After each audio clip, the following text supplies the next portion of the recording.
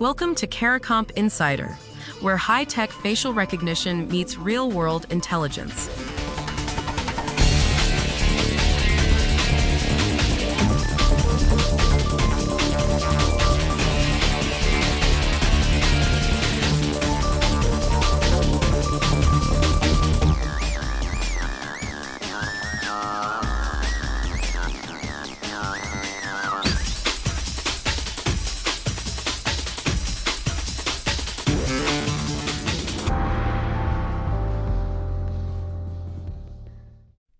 That 98% facial match you saw in a headline, on its own it might mean almost nothing. The same number can describe three completely different things, and two of them are far shakier than most people assume. The word match is doing a lot of quiet lying. If you've ever unlocked your phone with your face, or seen a news story about someone identified by a camera, this touches you directly. Because when a company or a report says match, they could mean the software just compared two photos, or that it confirmed you're who you claimed to be, or that it picked your face out of a database of millions. Those aren't the same thing, not for accuracy, not for your privacy, not in a courtroom. So how does one little word hide three very different realities?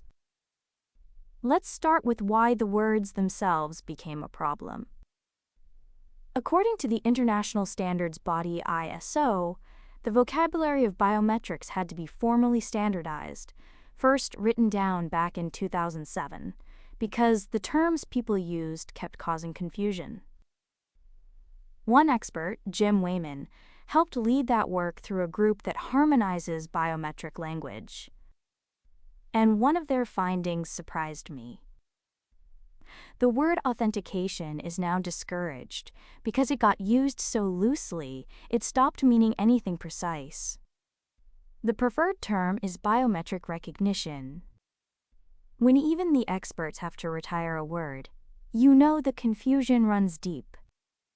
Now here's the distinction that actually matters to you.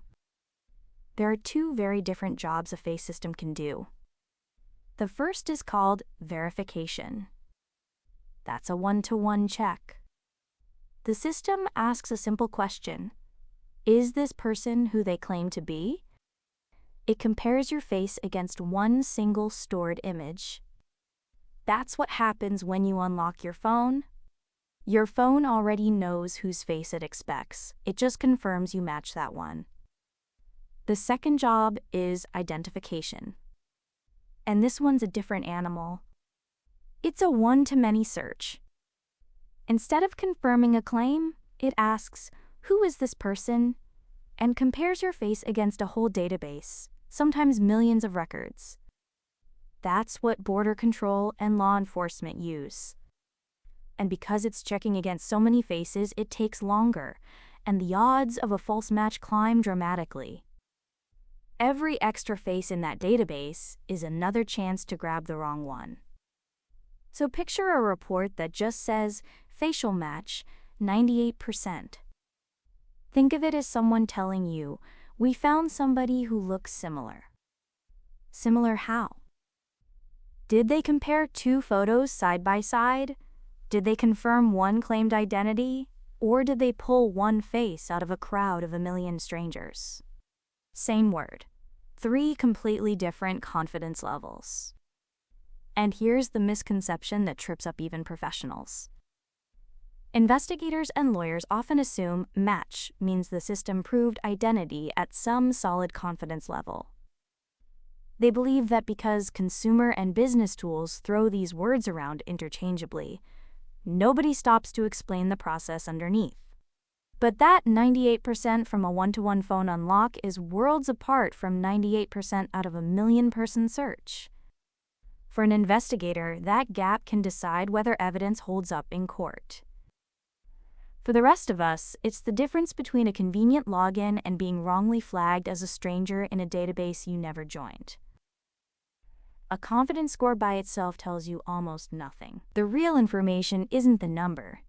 It's the process that produced it. Until you know whether the system verified one claim or searched millions, that 98% is just a shape, not a fact. So here's the whole thing in plain terms. Facial systems do two different jobs: checking one face against one or searching one face against millions. The word match hides which one happened, and the same score means totally different things depending on the answer. The one question that cuts through it all: one-to-one or one-to-many. Whether you carry a badge or just carry a phone, that single question is how you turn a scary, vague number into something you actually understand. The full story's in the description if you want the deep dive. Now you know something most people in this industry don't. Use it. And when you're ready to put it to work, caracomp.com. We'll see you tomorrow.